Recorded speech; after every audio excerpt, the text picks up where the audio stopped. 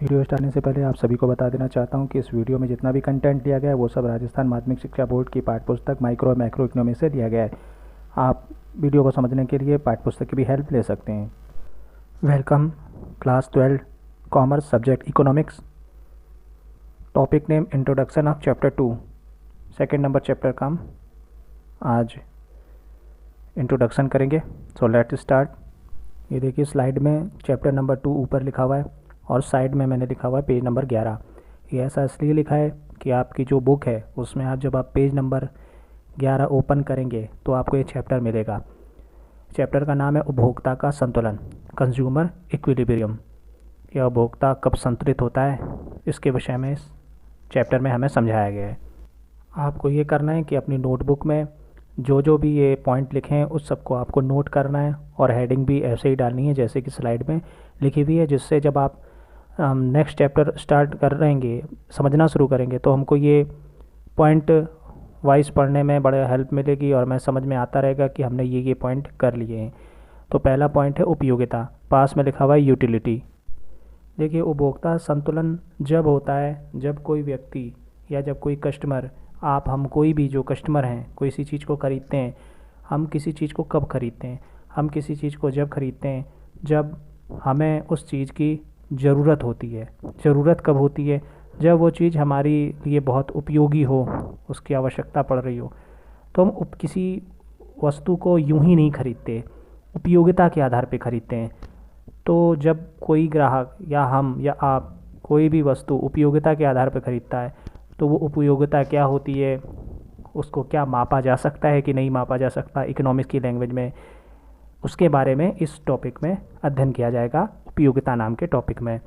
फिर नेक्स्ट देखिए लिखा हुआ है सेकंड नंबर उपयोगिता के प्रकार। अब उपयोगिता होती क्या है? तो पहला लिखिए लिखा है ए कुल उपयोगिता और दूसरा लिखा हुआ है बी सीमांत उपयोगिता। ब्रैकेट में टी यू और M U, T for total utility, M for marginal utility, M U और टी यू लिखा हुआ है। तो हम उपयोगिताओं के प्रकार पढ़ेंगे कि कैसी कैसी उपयोगिताएं होती हैं। तो ये हमारा सेकंड नंबर का टॉपिक हमें इस चैप्टर में पढ़ने को मिलेगा। तीसरा नंबर पॉइंट है, देखिए लिखा हुआ है कुल उपयोगिता एवं सीमांत उपयोगिता में संबंध। क्या दोनों उपयोगिताएं जो हमने प्रकार पढ़े थे अभी, जो प्रकार लिखे हुए ए और बी, टोटल यूटिलिटी और मार्जिनल यूटिलिटी, कुल उपयोगिता और सीमांत उपयोगिता, इन दोनों के बीच में आपस में संबंध क्या है, ये हमारा तीसरा टॉपिक बनेगा। आपको इसको भी नोट कर लेना है कि कुल उपयोगिता और सीमांत उपयोगिता में क्या संबंध है, इसको हम समझेंगे। इसको समझने के बाद में हम चौथे नंबर पॉइंट पे आएंगे। चौथा नंबर पॉइंट देखिए क्या लिखा हुआ है, सीमांत उपयोगिता ह्रास नियम, law of diminishing marginal utility और DMU। फिर इसके साथ में या गॉसेन का प्रथम नियम। अब ये गॉसेन का प्रथम नियम क्यों है?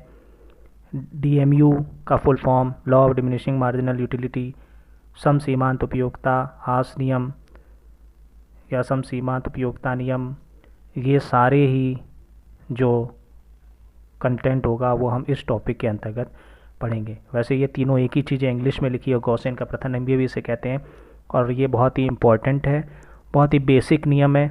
इसके बारे में पूरी डिटेल हम जब ये टॉपिक चैप्टर स्टार्ट करेंगे पढ़ना तब समझने की कोशिश करेंगे अच्छे से और समझ लेंगे। ये अब न्यू फ़ोटो आ गई इस पे स्लाइड पे, नई स्लाइड है। नई स्लाइड को भी आपको पॉइंट वाइज ही नोट करते रहना है अपनी नोटबुक में। पाँचवा पॉइंट देखिए, अभी तक हमने 4 क्लियर किए हैं। पाँचवा देखिए सम सीमांत उपयोगिता नियम एवं उपभोक्ता का संतुलन। यानी वो जो नियम हम पढ़ेंगे वो नियम और उपभोक्ता का संतुलन दोनों का जानकारी इस टॉपिक के अंतर्गत हम लेंगे। और ये उपभोक्ता का संतुलन एक वस्तु के लिए या एक से अधिक वस्तु के लिए, मतलब एक वस्तु पे उपभोक्ता कब संतुलित होगा और अगर उपभोक्ता एक से अधिक वस्तु खरीदना चाहता है तब वह संतुलित कैसे होगा, यानी कब वो वस्तु को खरीदेगा। इसके विषय में इस 5वें नंबर टॉपिक पे हम स्टडी करेंगे और ये 5वां नंबर टॉपिक थोड़ा सा बड़ा होगा। उसके बाद में 6 नंबर पे देखिए DMU की सीमाएं एवं महत्व। DMU मैंने इसलिए लिखा है क्योंकि थोड़ा सा शॉर्ट में हो जाएगा। DMU का मतलब वही है, सीमांत उपयोगिता आस नियम।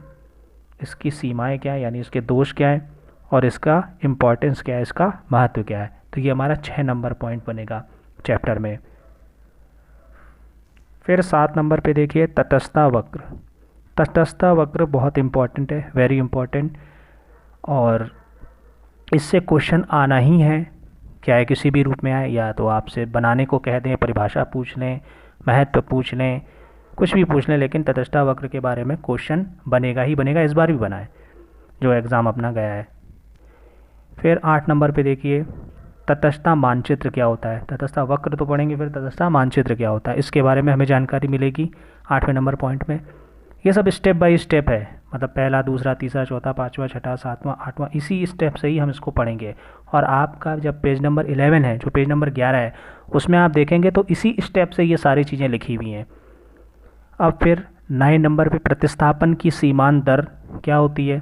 तो जब हम इतने सारे टॉपिक पढ़ेंगे उसके बाद ही हम ये प्रतिस्थापन क्या होता है, कि उसकी सीमांत दर क्या होती है, ये सारी चीज़ हमें 9 नंबर पॉइंट में मिलेगी।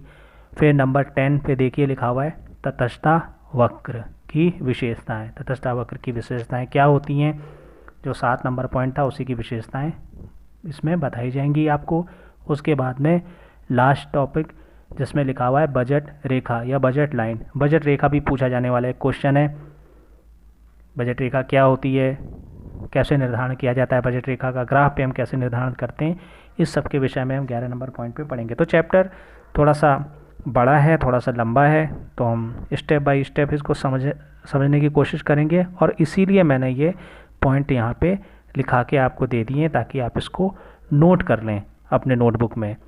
क्योंकि अगर आप इसे नोट कर लेंगे तो आपको जब ये चैप्टर स्टडी करना होगा तो बहुत ही लाभ मिलेगा इससे आपको।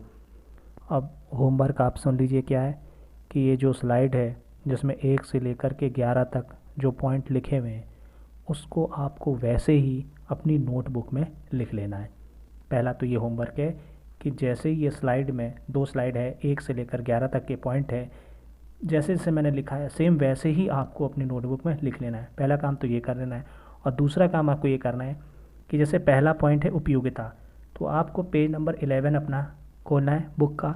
उसमें पेज नंबर 11 पे आपको उपयोगिता जहाँ पे लिखा हो वहाँ पर 1 नंबर डाल देना है, ठीक है। उसके बाद पेज पलटना है, फिर लिखा हुआ उपयोगिता के प्रकार कितने होते हैं, तो उस प्रकार पे आपको दूसरा नंबर लिखना है। फिर इसी तरीके पेज में आप पेज पलटते जाएंगे, पेज को टर्न करते जाएंगे, तो आपको ये जो पॉइंट लिखे हुए हैं ये हेडिंग आपको मिल जाएगी। उस हेडिंग पर आपको जो हेडिंग का नंबर है, जैसे तटस्थता वक्र मान लीजिए 7 नंबर पॉइंट पे हमने यहाँ स्लाइड में लिखा है, तो आपको 7 नंबर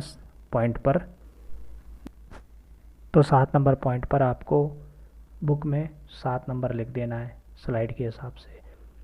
इतना काम कर लेना है आपको। ये छोटे छोटे से 2 होमवर्क हैं, तो यहाँ तक की ये वीडियो मैं ख़त्म कर रहा हूँ। और जो हमारा नेक्स्ट टॉपिक होगा, ये कल या मैं परसों में वीडियो अपलोड कर दूँगा, वो टॉपिक होगा उपयोगिता, जिसके बारे में हमने स्लाइड में देखा। हमारा पहला टॉपिक उपयोगिता, यूटिलिटी क्या होती है इसके बारे में डिटेल से हम जानेंगे, परिभाषा वगैरह समझेंगे।